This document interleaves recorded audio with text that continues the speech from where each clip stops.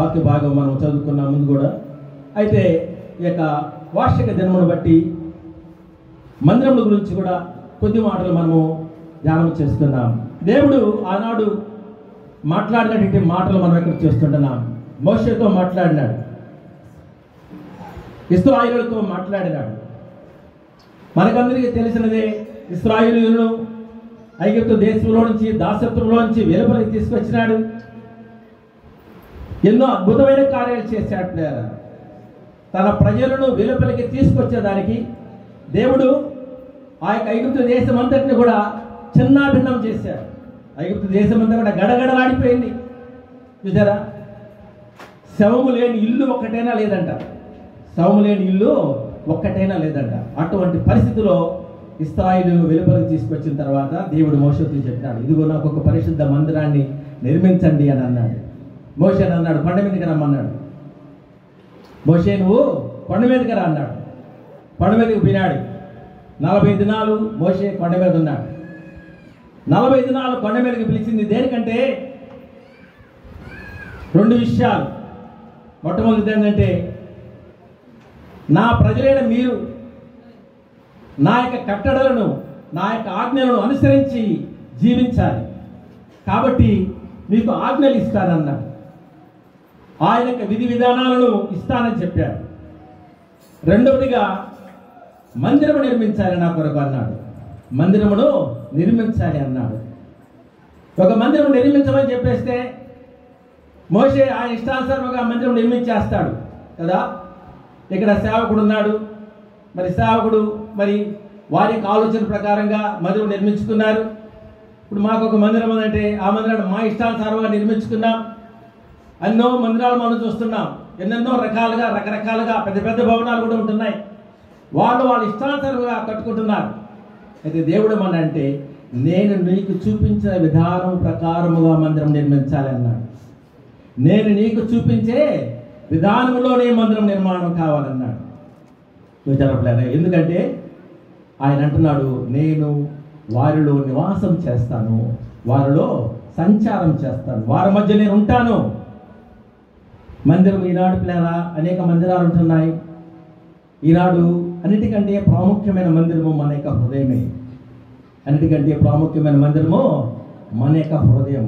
దేవుడు అక్కడ ఉంటాడు. ఆ మందిరం ఎలా కట్టుకోవాలంటే ఇష్టానుసారంగా కట్టుకునేది కాదు పిల్లరా.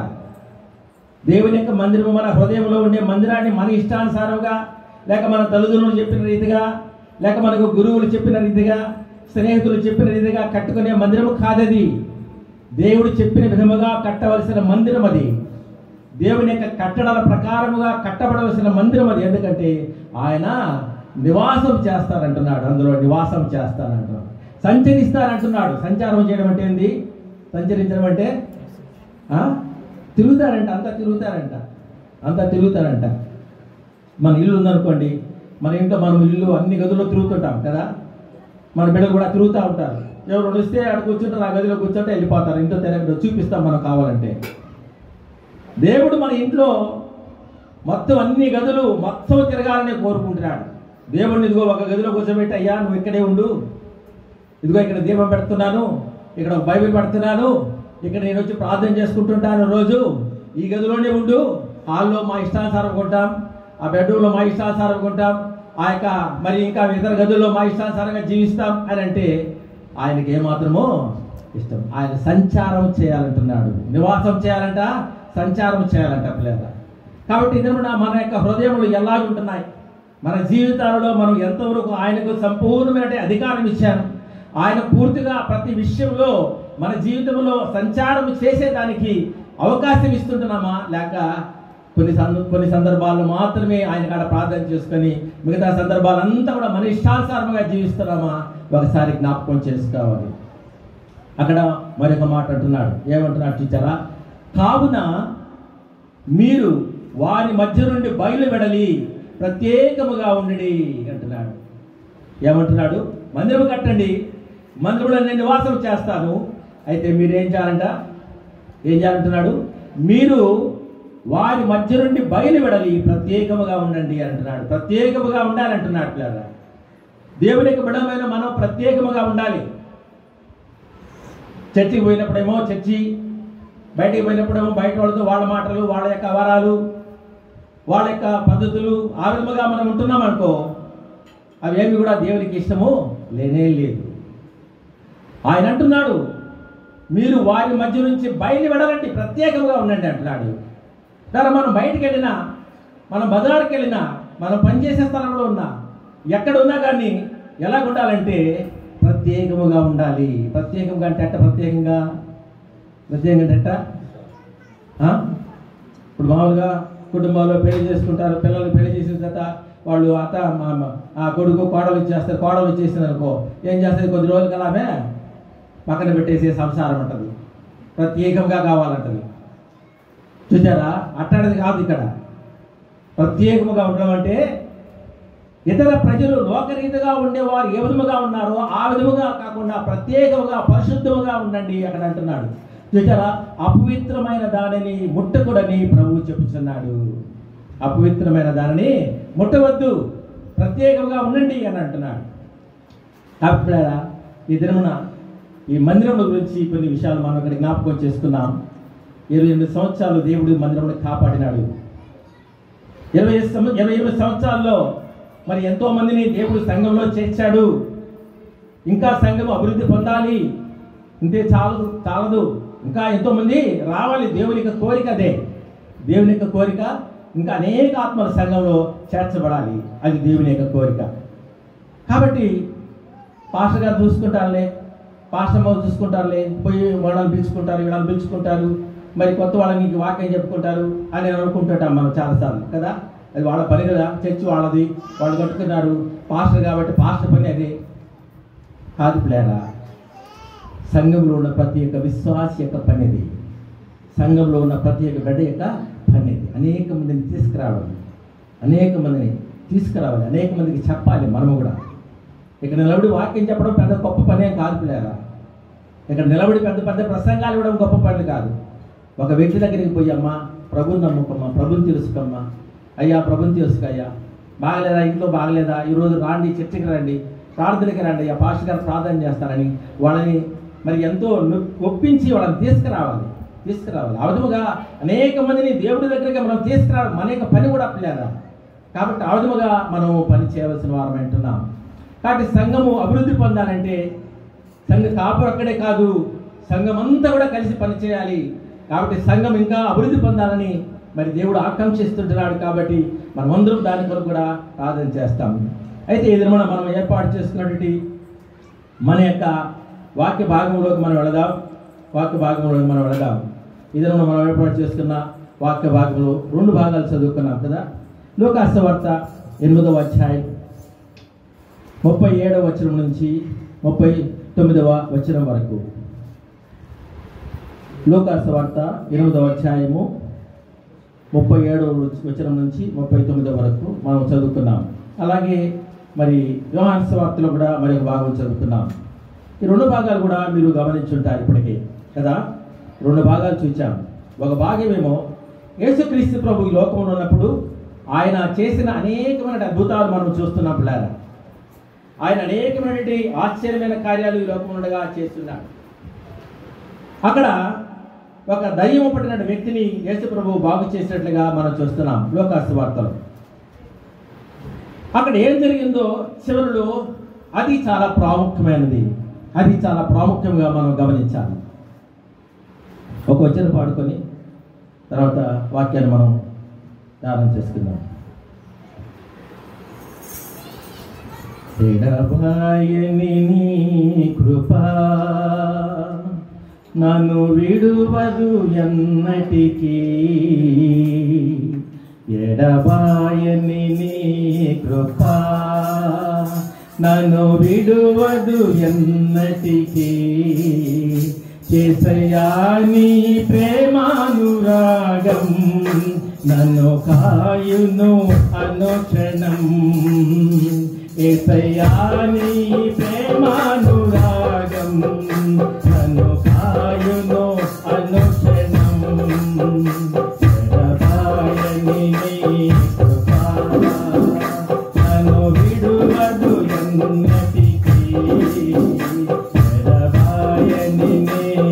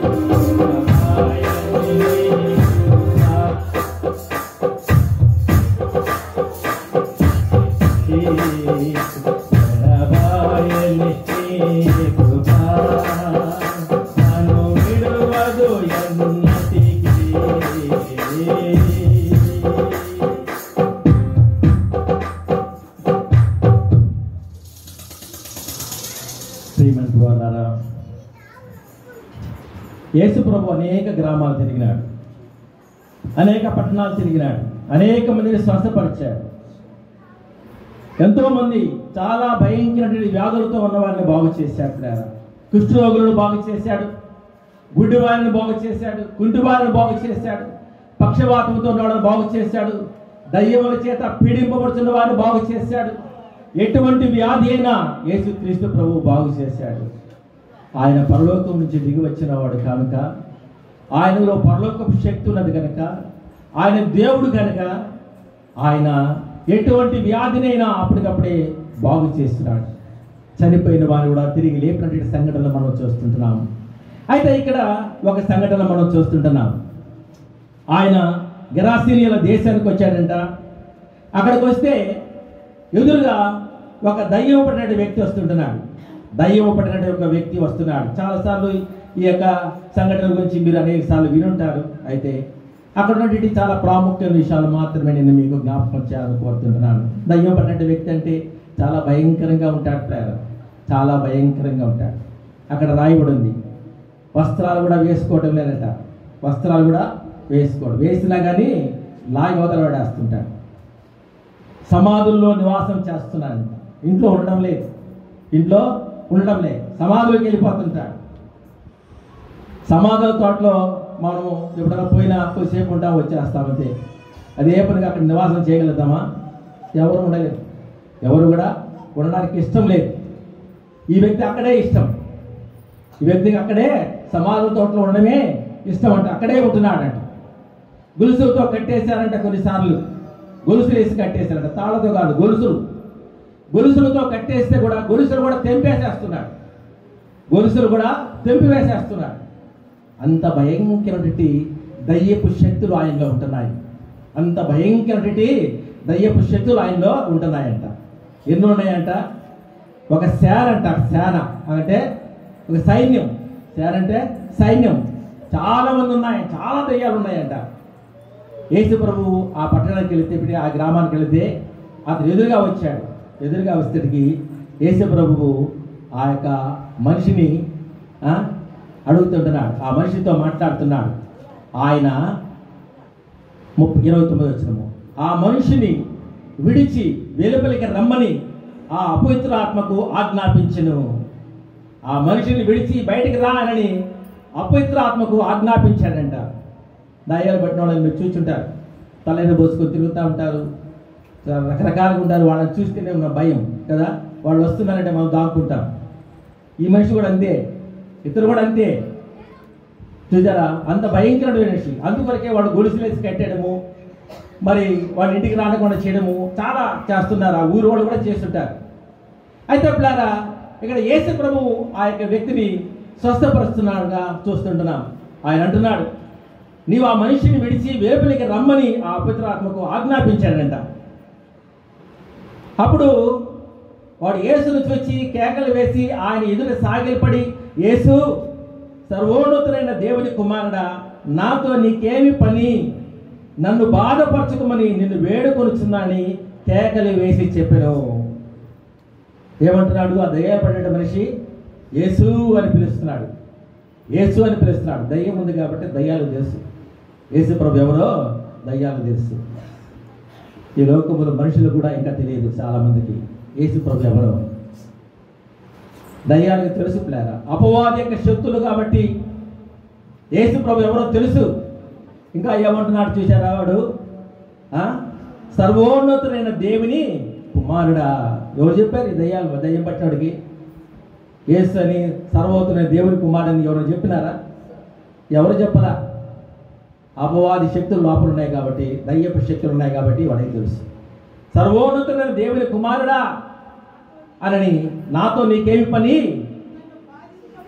నన్ను బాధపరచకమని ఆయనను వేడుకున్నట్లుగా చేస్తున్నాం. విచారపేరా, అటువంటి భయంకరమైనటువంటి వ్యక్తి, నీ పేరేమని అడిగితే నా పేరు శాన్ అని చెప్పాడట. అప్పుడు యేసు ప్రభు ఆ వ్యక్తిని ఆ యొక్క అపవాది శక్తులను గద్దించినప్పుడు అక్కడ ఏం జరిగినాయంటే మనకందరికి తెలిసింది. అక్కడ పందుల మందు ఉన్నదంట. ఆ పందుల మందులోనికి మమ్మల్ని పంపించయ్యా అని వేడుకున్నాయంట అపవాది శక్తులు. ఆ దయ్యపు శక్తులు ఏమని కోరుకున్నాయంటే, అక్కడ పందుల మందు ఉన్నది.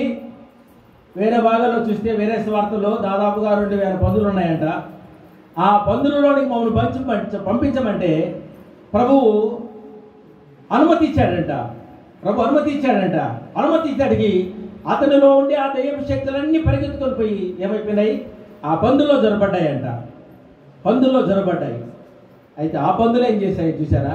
అక్కడ నుంచి అక్కడ పెద్ద ప్రపాతం ఉన్నదంట. నీరు కొలుగులాడిది.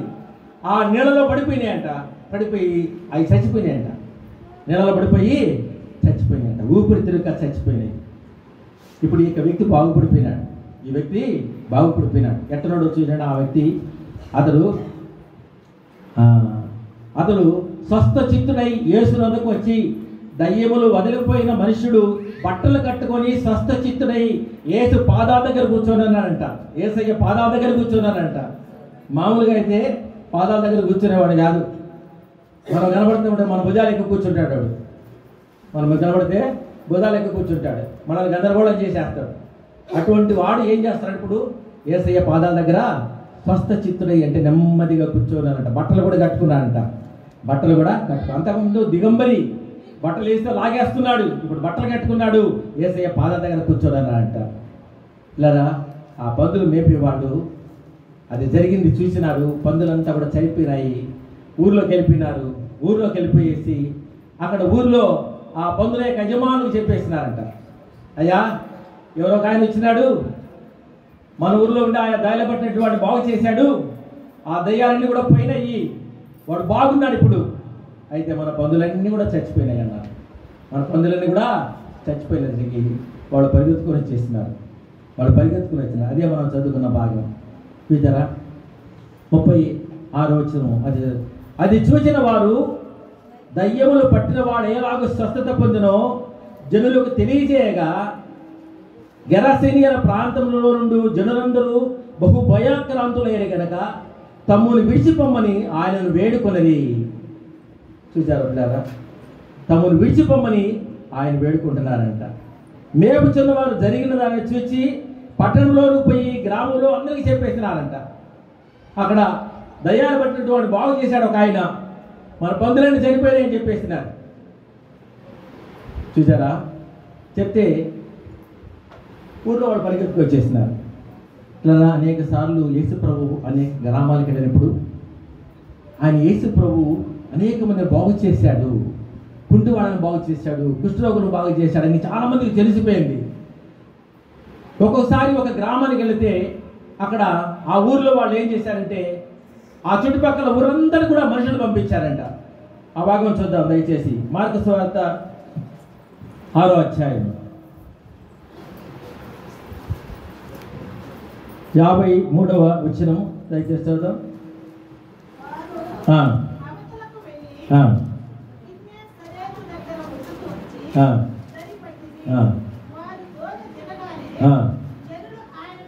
జనులు ఆయనను గుర్తుపట్టి ఆ ప్రదేశమంతటా పరిగెత్తుకొని పోయి ఆయన ఉన్నాడని విన్న చోటునకు రోగులను మంచముల మీద మోసుకొని వచ్చుటకు మొదలుపెట్టేది. చాలమ్మా, చాలు చాలు. ఆ కింద ఇంకా ఉన్నది, మనకి సమయం చాలా తక్కువ ఉంది కాబట్టి. అక్కడ యేసు ప్రభు ఒక ఊరికి వెళితే, గెన్నేసర్ అనే ప్రాంతానికి వెళితే ఆయన చూసిన వారు ఈయన యేసు ప్రభు అని గుర్తుపట్టి ఏం చేశారంట, పరిగెత్తుకొని పోయినారంట ఊర్లోకి, వేరే ఊళ్ళకి పోయినారంట. వేరే ఊళ్ళకి పోయి అక్కడంతా కూడా చెప్పేశారంట. అక్కడంతా అదిగో యేసు ప్రభు ఇక్కడికి వచ్చినారయ్యా, రోగులు ఎవరు రండి అని వాళ్ళ మంచాల మీద మోసుకొని వచ్చినారంట. మంచాల మీద మోసుకొని వచ్చి ఆయన కాడకి తీసుకొచ్చినారంట. ఆ కింద భాగంలో చూస్తే ఆయన వస్త్రములు తాగిన వారు కూడా బాగుపడ్డారంట. ఆయనను ముట్టిన వారందరూ స్వస్థత పొందిరి. ఇలా యేసు ప్రభు వస్తే, అక్కడ యేసు ప్రభు ఆ యొక్క గ్రామానికి వస్తే అక్కడ యేసు ప్రభు ద్వారా మేలు పొందినటువంటి అనేక మంది మేలు పొందుతుంటున్నారు. అది చూసిన వారు ఏం చేస్తున్నారంటే, యేసు ప్రభును చూసిన వారు వేరే గ్రామాలకు కూడా పోయి మనుషులు తీసుకొచ్చి బాగుపడేదానికి వారందరినీ తీసుకొస్తున్నారు. మంచాల మీద మోసుకొని వస్తున్నారంట. వాళ్ళకి ఏం పట్టింది? మంచాల మీద మోసుకొని వచ్చి యేసు ప్రభు గారికి తీసుకొచ్చి బాగు చేయించడం అంటే వాళ్ళకి ఏం పట్టింది చూసారా? అయితే అంత గొప్ప శక్తిమంతులు యేసయ్య కాబట్టి వారు కూడా ఎంతోమంది కుష్ఠరోగులు ఉన్నారు, ఎంతోమంది కుంటివారు ఉన్నారు, వాళ్ళు కూడా బాగుపడాలి అని వీళ్ళంతా వేరే వేరే ఊళ్ళకు పోయి మంచాల మీద మోసుకొని వచ్చారంట. యేసయ్య కాడికి తీసుకొచ్చి బాగు చేయించారంట. ఇక్కడ ఈ ఊర్లో వాళ్ళు ఏం చేశారు చూసారా? ఈ ఊర్లో వాళ్ళు ఏం చేస్తున్నారు?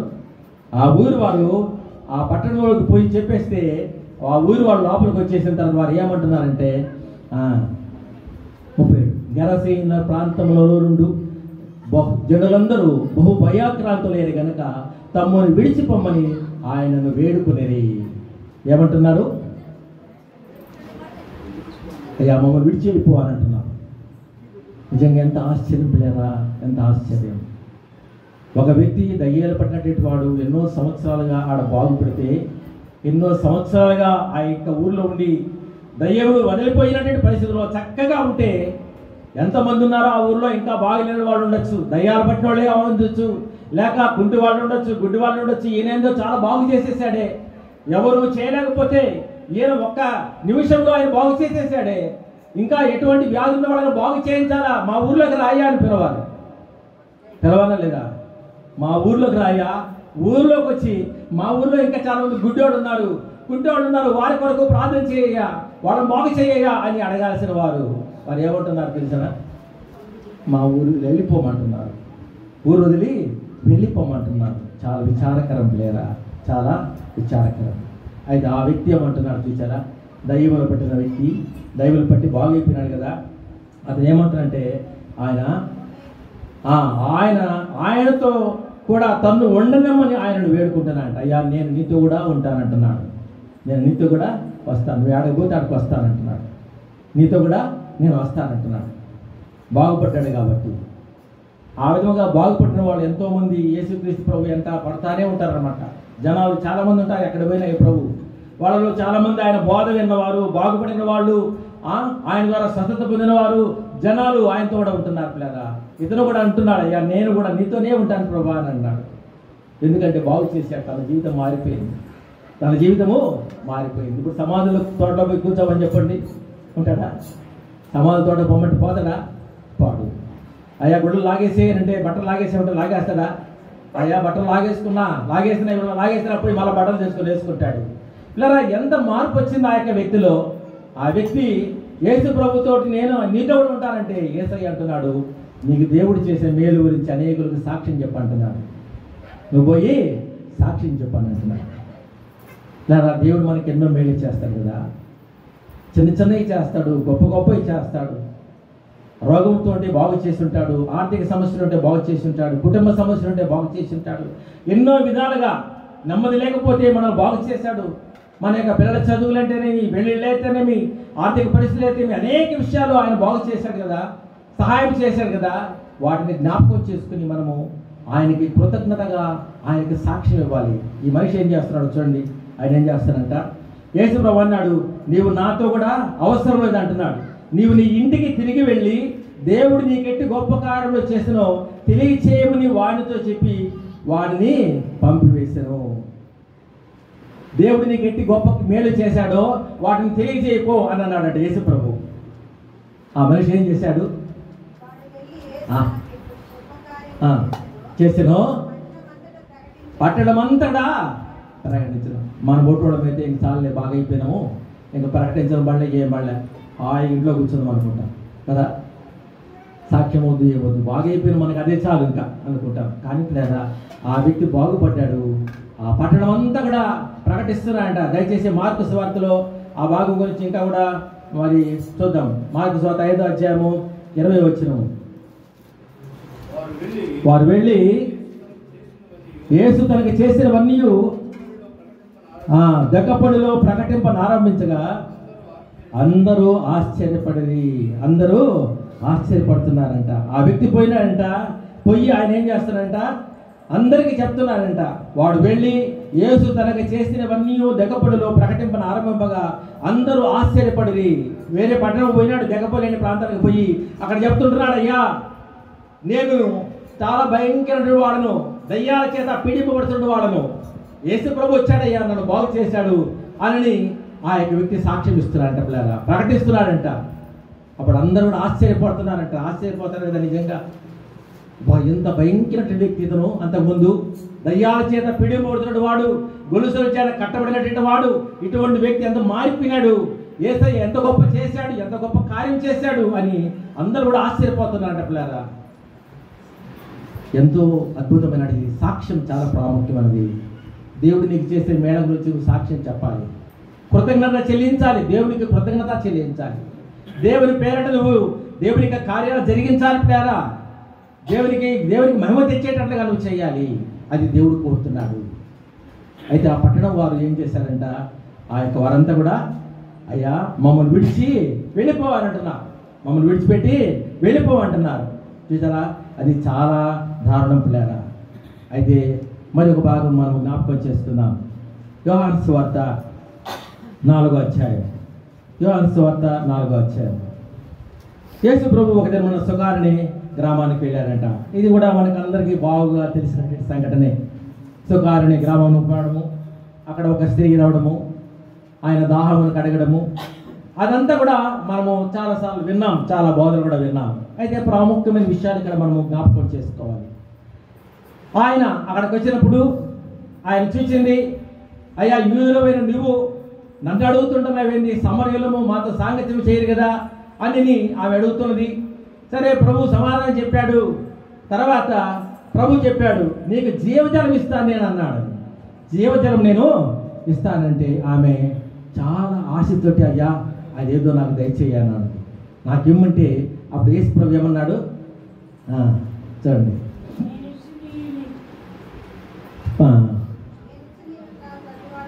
అది కాదు 16వ వచనం.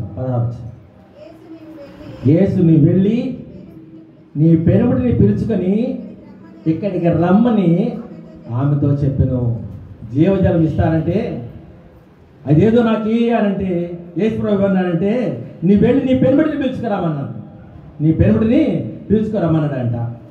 అప్పుడు ఆ స్త్రీ ఏమంటుంది చూచారా, నాకు పెనిమిటి లేడనగా యేసు ఆమెతో, నాకు పెనిమిటి లేడని నీవు చెప్పిన మాట సరియే, నీకు 5 పెనిమిట్లుండిరి, ఇప్పుడున్నవాడు నీ పెనిమిటి కాడు, సత్యమే చెప్పితివెనను, సత్యమే చెప్పితివెనను. ప్రభు ఏమంటున్నాడు, నీకు 5 మంది పెనిమిట్లు ఉండినారు, కానీ ఇప్పుడున్నవాడు నీ పెనిమిటి కాదు అని అన్నాడు. అప్పుడు ఆమె ఏమంటుంది, అప్పుడు ఆ స్త్రీ, అయ్యా నీవు ప్రవక్తవని గ్రహించుచున్నాను అంటుంది, ప్రవక్తవని గ్రహించుతుంటున్నాను అంటుంది. చూసారా పిల్లారా, ఆమె జీవితంలో ఉన్న భయంకరమైన లోతైనటువంటి పాపములను యేసుప్రభు ఎత్తి చూపిస్తుంటున్నాడు. యేసుప్రభు ఎత్తి చూపిస్తుంటున్నాడు. ఆమె అడిగినాడు, నీ పెనిమిటిని తీసుకురమ్మంటే పెనిమిటి లేడంటే, ప్రభు అన్నాడు, నీకు 5 మంది పెనిమిట్లు ఉన్నారు కదా అంతకుముందు అన్నాడు. అంతకుముందు 5 పెనిమిట్లు ఉన్నారు కదా అని అంటే, ఆమె లేదా యేసుప్రభువుకు ఆమె తను తాను తగ్గించుకున్నట్లుగా మనం చూస్తున్నాం. మనమైతే ఎదురు చెప్పేస్తాం, ఏమయ్యా ఇటు చెప్తున్నావు, ఒకవేళ ఉండొచ్చు కూడా, ఒకవేళ తప్పు కూడా ఉండొచ్చు కూడా. తప్పు చేసిన వాళ్ళు మనం ఏం చేసినా బయట వాడినే గద్దిస్తాం, బయట వాడిని గణమాయిస్తాం, నువ్వు చేస్తున్నారా అని అంటాం. ఏదైనా మనలోనే తప్పు చూపించారనుకో, దానికి ఏం చేస్తారంటే వాళ్ళ మీదనే రుద్దుతాం. యేసయ్య చెప్తున్నాడు, నీలో తప్పున్నదమ్మా అంటే ఆమె తగ్గించుకున్నట్లుగా, దాన్ని ఒప్పుకున్నట్లుగా చూస్తున్నాం. లేదా అనేక సార్లు మన జీవితాల్లో కూడా ఎన్నో ఉంటాయి.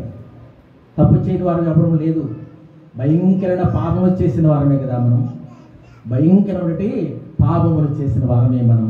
అందుకొరకే యేసయ్య దిగొచ్చు, అందుకొరకే దేవుడు తన కుమారుని పంపించింది. ఆ యేసయ్య దగ్గర మన పాపములు ఒప్పుకోవాలి, అప్పుడే ఆయనకు సంతోషం. విడిచిపెట్టాలి, అప్పుడే ఆయనకు సంతోషం, అప్పుడే దేవుడికి ఆనందం. తప్పులు కప్పిపెట్టుకుంటూ పోయినామంటే ఏమవుతుందో తెలిసిన, కుప్ప తెప్పలుగా అయిపోతాయి. కప్పిపెట్టుకుంటా పోతే ఏమైపోతాయి, కుప్ప తెప్పలుగా అయిపోతాయి, ఇంకా చాలా పెరిగిపోతుంటాయి. అయితే మనం ఏదైనా తప్పు చేస్తే, దేవుడు మనకి హెచ్చరిక ఇస్తే, దాన్ని ఒప్పేసుకుంటే ఏమైపోతుంది, కరిగిపోతాయి పిల్లరా, తీసేస్తాడు, దేవుడు తీసేస్తాడు. అనేక సార్లు దేవుని సేవకుడు దేవుని యొక్క వాక్యం బోధిస్తూ ఇక్కడ నీతో మాట్లాడినప్పుడు నీ విషయం తెలియకపోవచ్చు, నీలో ఉండే బలహీనత తెలియకపోవచ్చు, కానీ దేవుడు బయలుపరుస్తుంటాడు. దేవుడు దాని గురించి మాట్లాడమంటాడు. ప్రత్యేకంగా నీ గురించి కాదు, కానీ దేవుని యొక్క వాక్యం ద్వారా దేవుడు అనేక మందితో మాట్లాడడానికి కొన్ని విషయాలు బయలుపరిచినప్పుడు ఆ తప్పులున్న వాళ్ళు ఏం చేస్తారు తెలిసిన, ఒప్పుకోరు, దాన్ని ఒప్పుకోరు. ఏమో ఏంది పాస్టర్ గారు నా గురించి చెప్తున్నాడే, పాస్టర్ గారు నా గురించి చెప్తున్నాడు, ఎవరో చెప్పినట్టున్నారు, ఆయనకి ఎవరో చెప్పినట్టున్నారు, మళ్ళీ వాళ్ళ మీదకి వెళ్ళిపోతారు. పాస్టర్ గారి మీదకి చెప్పిన వాళ్ళు వేరే వాళ్ళ మీదకి వెళ్ళిపోతారు. చూసినారు కదా, ఇక్కడ యేసుప్రభుకి ఎవరు చెప్పినారా, అయ్యా ఆ స్త్రీ అట్టాడదని చెప్పినారా? ఎవరు లేరు, అసలు అక్కడ ఎవరు లేరు. అయితే ఆమె తెలుసుకున్నది, తన తప్పును తను తెలుసుకున్నది. తన తప్పు ఏదో తెలుసు కాబట్టి యేసుప్రభు ఎప్పుడైతే చెప్పాడో అప్పుడు ఏమేముంటుందంటే, అయ్యా నువ్వు ప్రవక్తవని గ్రహించుచున్నాను. నా జీవితం ఎలా తెలుసు ఆయనకి, 5 మంది పెనిమిట్లు అని చెప్తున్నాడు, ఎట్ట తెలుసు ఆయనకి? కాబట్టి ఈయన మామూలు మనిషి కాదు, ఈయన ప్రవక్త లాగున్నాడని ఆమె ఒప్పుకున్నట్లుగా మనం చూస్తున్నాం. చూసినట్లేదా, ఇంకొకరైతే ఏం చేస్తారు తెలిసిన, ఊళ్ళోకి వెళ్ళిపోయి అందరు లాక్కొచ్చేస్తారు. చూడు ఆయన ఏదో చెప్తున్నాడు నా గురించి, చెడుగా చెప్తున్నాడు నా గురించి, ఆయన సంగతి ఏదో చూడండి అని అంటారు కదా. కానీ ఈమె అట్టగా చెప్పడం లేదు, లేదా ఒప్పుకున్న తర్వాత ఆమె ఏం చేసిందంట, అక్కడ ఆరాధన గురించి కూడా చెప్పాడు. అయితే ఎన్ని మనం ధ్యానం చేసే సమయం చాలు, కానీ ఇక్కడ మనము ఆ స్త్రీ ఆయనతో మాట్లాడిన తర్వాత ఆమె ఏం చేసింది చూసారా, తన కొండ విడిచి, మనం చదువుకున్న భాగం, ఆ స్త్రీ తన కొండ విడిచి పెట్టి ఊరిలోనికి వెళ్ళి, మీరు వచ్చి నేను చేసినవన్నీ నాతో చెప్పిన మనిషిని చూడి, ఈయన క్రీస్తు కాడా అని ఆ ఊరి వారితో చెప్పగా ఆమె ఏం చేస్తుంది, ఊర్లోకి వెళ్ళిపోయింది, కొండను పడేసేసి వెళ్ళిపోయింది. ఎప్పుడైతే ఈమె యొక్క రహస్య జీవితాన్ని యేసుప్రభు చెప్పాడో అప్పుడు ఆమెకు అర్థమైపోయింది, ఈయన మామూలు మనిషి కాదు, ఈయన ప్రవక్త అని తెలుసుకున్నది. ప్రవక్తను తెలుసుకుని ఊర్లోకి వెళ్ళిపోయింది. ఆ పై భాగంలో చూస్తే నీతో మాట్లాడుతున్న వాడే ఆయనే క్రీస్తు అని కూడా యేసుప్రభు చెప్పాడు. ఆ మాటలు బట్టి ఆమె ఊర్లోకి వెళ్ళిపోయి ఆ ఊరి వాళ్ళతో అంటున్నదంట, అయ్యా అక్కడ ఒక ఆయన వచ్చినాడు, అక్కడ ఒక ఆయన వచ్చినాడు. ఆయన ఏం చేశాడంటే నేను చేసినవన్నీ నాకు చెప్పినాడు, నేను చేసినవన్నీ నాకు చెప్పినాడు. ఏమేమి ఘనకార్యాలు చేసిందా? ఏమన్నా ఘనకార్యాలు చేసింది? ఏమన్నా గొప్ప గొప్ప దాన ధర్మాలు ఏమైనా చేసిందా? ఘనకార్యాలు చేసి చెప్పుకుంటారు మామూలుగా. దాన ధర్మాలు చేస్తే నేను ఎడ చేసి చెప్పుకుంటారు. చెడు కార్యాలు చేస్తే చెప్పుకోరు, దాచిపెట్టుకుంటారు. కానీ ఈమె ఏం చేస్తుంది చేసినారా? యేసయ్య వాటిని బయలుపరిచేసేసాడు, యేసయ్య వాటిని చూపించేశాడు. ఇక్కడ ఏమి సిగ్గు లేదు వాళ్ళకి. వెళ్ళిపోయింది ఆమె భయపడకుండా. ఊళ్ళో వాళ్ళు కూడా చెప్తున్నారు, అయ్యా నేను ఎట్టడదామని మీకు అందరికీ తెలుసు. ఆయన ఉన్నాడు, ఆయన ఒక ఆయన వచ్చినాడు, ఆయన అన్ని చెప్పేస్తున్నాడు, నా గురించి చెప్పేశాడు. ఆయన ప్రవక్త, ఆయన క్రీస్తు కదా అని అంటున్నాడు, ఆయన క్రీస్తు కదా అని అంటున్నాడు. అప్పుడు ఆ ఊర్లో వాళ్ళంతా ఆడకి వచ్చినారంట, ఆ ఊర్లో వాళ్ళంతా కూడా ఆయనకు వచ్చారంట. ఆయన ఏమంటుందంటే, మీరు వచ్చి నేను చేసినవన్నీ నాతో చెప్పిన మనిషిని చూడండి, ఈయన క్రీస్తు కాడా అని ఆ ఊరు వారితో చెప్పగా వారు ఊర్లో నుండి బయలుదేరి ఆయన ఎదుకు వచ్చిచుండిరి. ఊర్లోంచి బయలుదేరి జనాలు వస్తున్నారు. సుకారణి గ్రామంలో నుంచి అక్కడ పొలిమేరలో ఉంది ఆ బావి, అక్కడ ఉన్నాడు ఆయన. అక్కడికి వచ్చేసేసినారు. ఊర్లో నుంచి జనాలు వస్తుంటున్నారు, జనాలు వచ్చేస్తున్నారు. చూసారా వాడు వచ్చి ఏం చేస్తారంటే, అదే అధ్యాయంలో 40వ వచనం, అదే అధ్యాయం 40వ వచనం చదువు. ఆ సమరయులు ఆయన యొద్దకు వచ్చి తమ యొద్ద ఉండుమని ఆయనను వేడుకునేది కనుక ఆయన అక్కడ 2 దినములుండెను. చూసారా ప్లేరా? ఆ స్త్రీ చెప్పిన మాటలు విని ఆ ఊర్లో వాళ్ళు కూడా ఆడికి వచ్చారంట. అంతకుముందు చూసాము కదా ఒకటి, అంతకుముందు ఆ పందులు మేపి వాళ్ళు పోయి ఆ ఊర్లో చెప్పేస్తున్నారు. వాళ్ళు కూడా వచ్చినారు. వాళ్ళు కూడా చేంజ్ చేసినారు. వెళ్ళిపోయా మా దగ్గర ఉండవాక తొందరగా వెళ్ళిపోయా, ఇంకా ఎన్ని పందులు చచ్చిపోతాయో, ఇంకా ఏమైపోతుందో, మాకు మనుషులు బాగుపడతారు అనుకునేది వారి ఆలోచన. యేసుప్రభు ఎవరిని నష్టపెట్టడం లేరా? యేసుప్రభు ఎవరిని నష్టపెట్టాడు, బాగు చేసేవాడే. కానీ వారికి యేసయ్య విలువ తెలియలేదు. వెళ్ళిపోమంటున్నారు, ఆయన ఊరు వచ్చి వెళ్ళిపో అని అంటున్నారు. ఇక్కడ వీరేమంటున్నారు, వచ్చి ఊరికి బయటకు వచ్చి, అయ్యా నువ్వు మా దగ్గరకు వచ్చి ఉండాలి 2 దినాలు అన్నా, నువ్వు మా దగ్గరకు వచ్చి ఉండాలి అని అంటున్నారు, అడుగుతుంటున్నారు. అయ్యా మా దగ్గరికి వచ్చి తమ వద్ద ఉండుమని ఆయనను వేడుకొనేరు కనుక ఆయన అక్కడ 2 దినములుండెను. 2 దినాలు అక్కడ ఉన్నాడంట. ఆయన అక్కడ బోధ చేశాడంట. చూసారంటారా? ఒకవేళ ఏదైనా ఒక స్వస్థత కార్యం జరుగుంటే అక్కడ ఒక దయ్యపట్టి వాడు బాగు చేసిండో, లేక ఏదైనా ఒక కుంటివాడిని బాగు చేసిండో ఉంటే ఆ వచ్చి, అయ్యా ఇదిగో ఒక ఆయన వచ్చాడు కుంటివాడిని బాగు చేశాడంటే జనంతో పరిగెత్తుకోవచ్చు, అయ్యా మా ఇంట్లోకి రా, మా ఊరికి రా అని చెప్పి అడిగినారంటే సరే. అక్కడ ఆయన ఏమి స్వస్థత చేయలా, స్వస్థత కార్యం ఏమి జరిగించదా. ఆమె జీవితంలో ఉన్న పాపమును ఎత్తి చూపించాడు. ఆయన క్రీస్తు అని అర్థమైపోయింది వాళ్ళకి, ఆయన క్రీస్తు అని అర్థమైపోయింది. అందుకని పరిగెత్తుకొని వచ్చినారు. పరిగెత్తుకొని వచ్చి ఏం చేస్తున్నారు? అయ్యా నువ్వు మా ఊరికి రావాలి, నువ్వు మా ఊరికి రావాలి, మాతో ఉండాలి అని అంటున్నారు. మాతో ఉండాలి అంటున్నారు. ఆహ్వానిస్తున్నారు పిల్లరా, యేసయ్యను ఆహ్వానిస్తుంటున్నారు. ఆహ్వానిస్తే యేసుప్రభు అక్కడ 2 దినాలు ఉన్నాడంట. అప్పుడు వారు ఏం చెప్తున్నారు చూడండి, 41 వచనం. ఆయన మాటలు వినినందున ఇంకను అనేకులు నమ్మి, అక్కడికి వచ్చిన వాళ్ళే కాకుండా అక్కడ ఆ ఊర్లో ఉండేవాళ్ళు ఇంకా చాలా మంది ఉన్నారంట. వాళ్ళు కూడా మాటలు విన్నారు, యేసయ్య మాటలు విన్నారంట. అనేకులు నమ్మినారంట, యేసయ్యను నమ్మినారంట. యేసయ్యను నమ్మి ఆయన అద్భుతాలు చేసి ఉండొచ్చు, ఆయన బోధనలు బోధించి ఉండొచ్చు. ఆ 2 దినాల్లో అక్కడ ఏమేమి చేశాడో లేదా అనేక మంది ఆయన విన్నారు, ఆయన మాటలు విన్నారు, ఆయన క్రియలు చూశారు.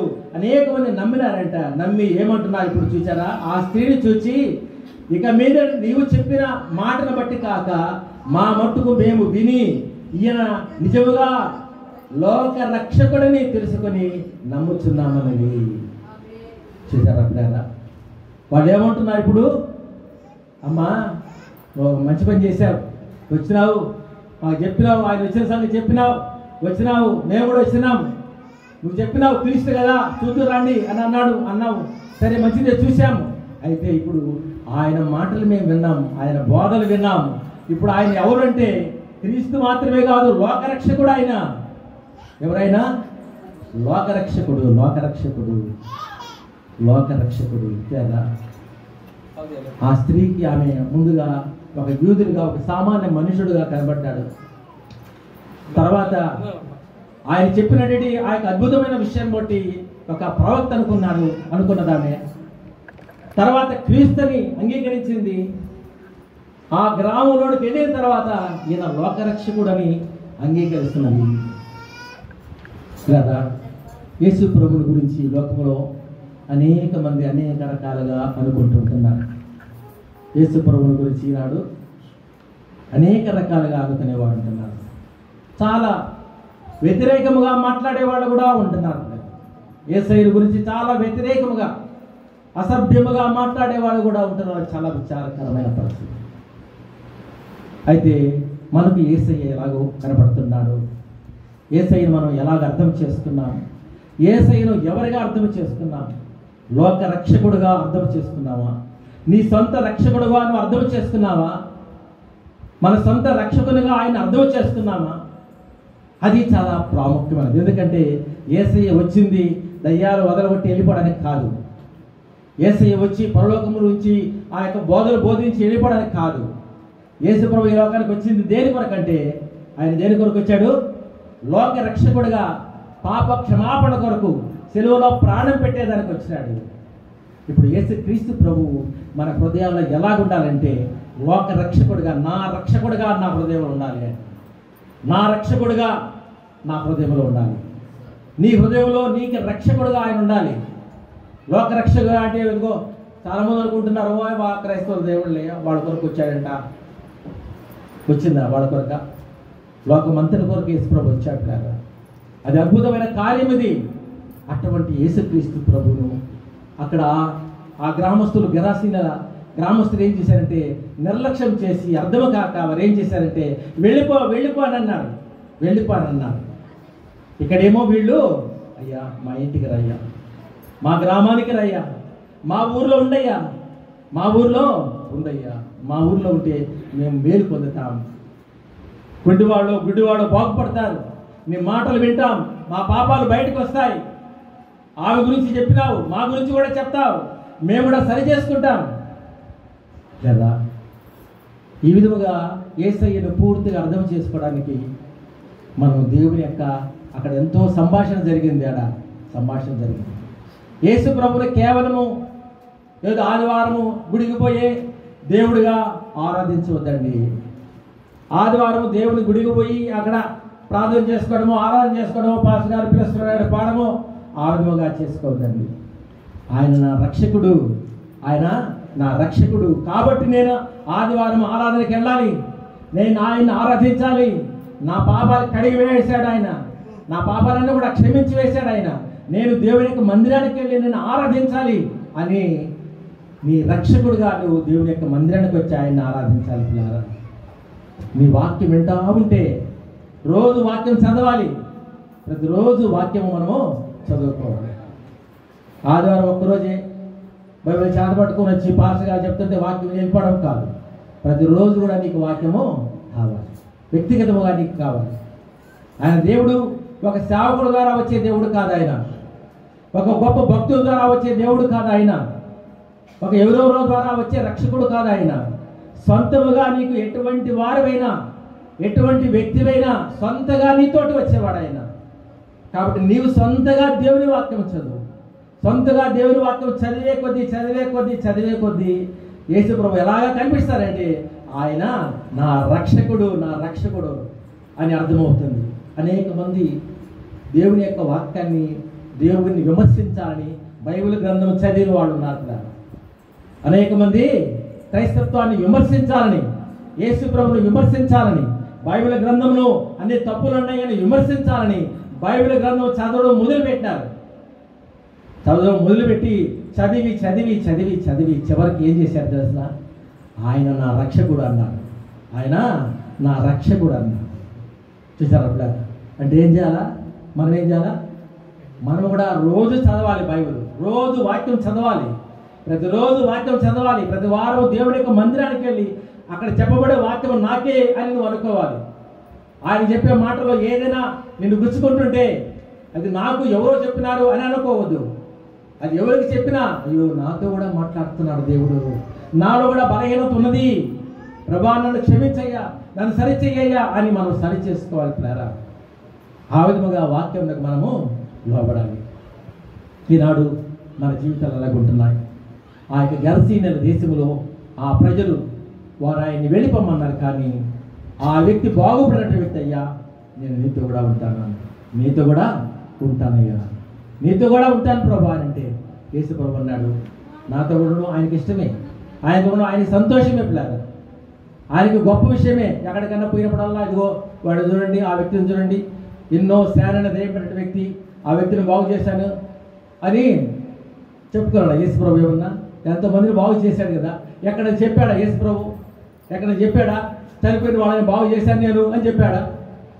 ఎవరికి చెప్పబాకండి అని అంటున్నాడు. ఇంకా ఇది ప్రసిద్ధి చేయబాకండి అని అంటున్నాడు.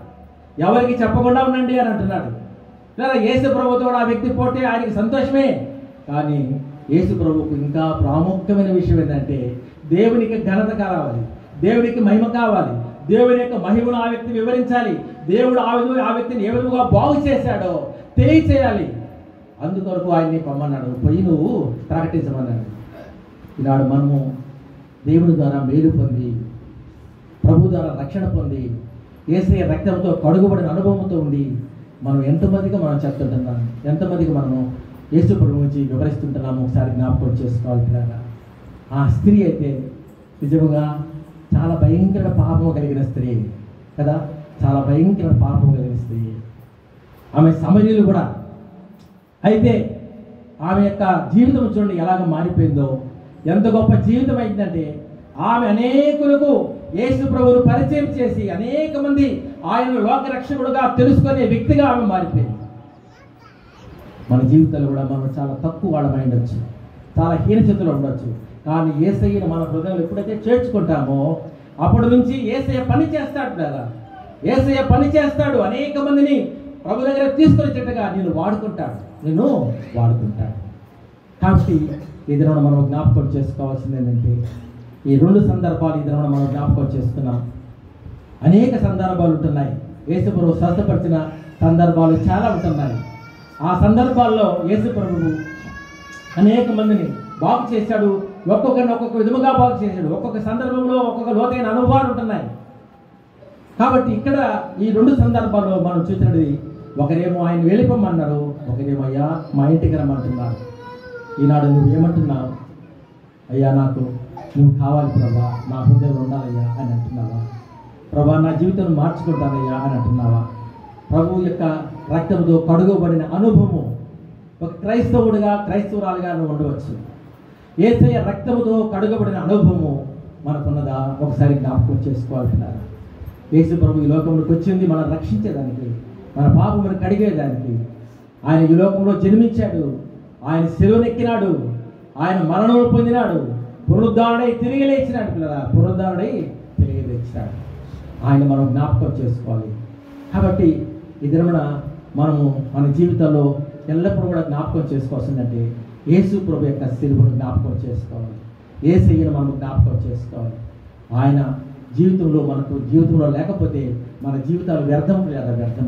ఈ లోకం అంతా కూడా అశాశ్వతమైన జీవితం. ఈ లోకంలో మనం ఎంతకాలం జీవించినా ఒక దినం వెళ్ళిపోవాల్సిందే.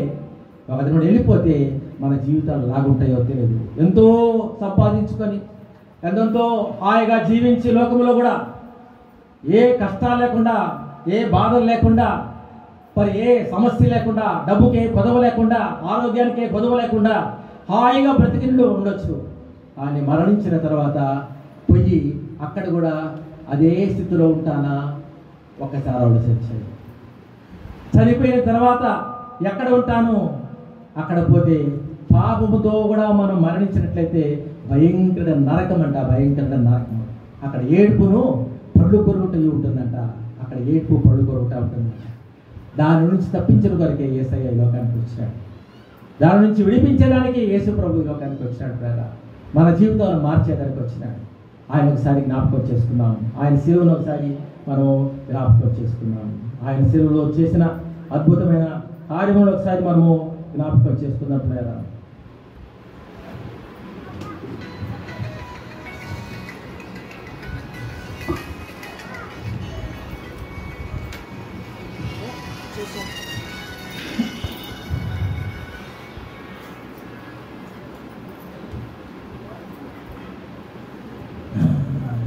శిలువ పాట పాడుకుందాం.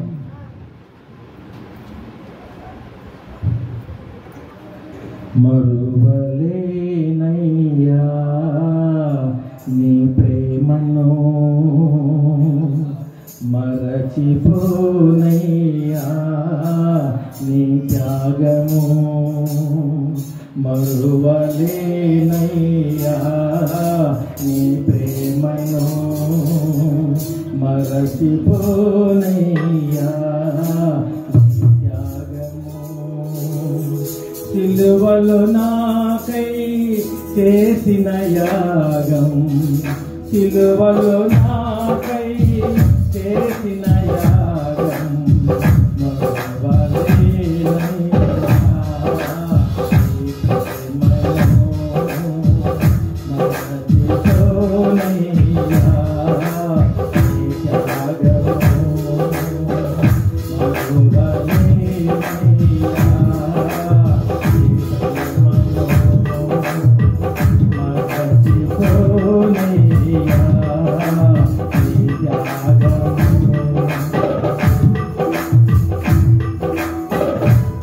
కోసమే నీవు జన్మించితివి, నా కోసమే నీవు సిలువనెక్కితివి, నా కోసమే నీవు జన్మించితివి, నా కోసమే నీవు సిలువనెక్కితివి, నా కోసమే నీవు మరణించితివి, నా కోసమే నీవు మరణించితివి, నా కోసమే తిరిగి లేచితివి.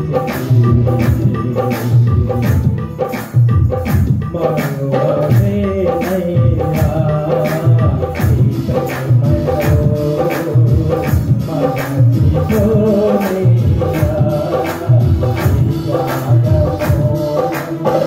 సిలువలో నాకై చేసిన యాగం, సిలువలో నాకై చేసిన యాగం. మరువలేనయ్యా నీ ప్రేమలో, మరచిపోనయ్యా నీ త్యాగము.